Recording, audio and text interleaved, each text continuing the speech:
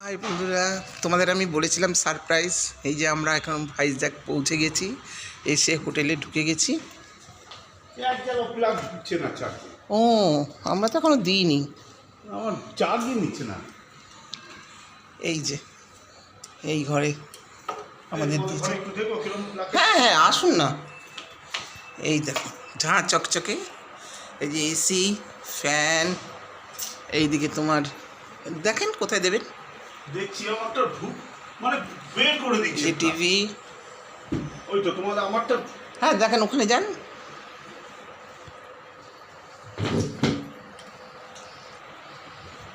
তোমারটা নিচ্ছে, আমারটা সুইচে আটকে যায়। ও আচ্ছা, দেখেন আপনি। তোমার পিনটা একটু দেবো চার্জ। হ্যাঁ দেন না।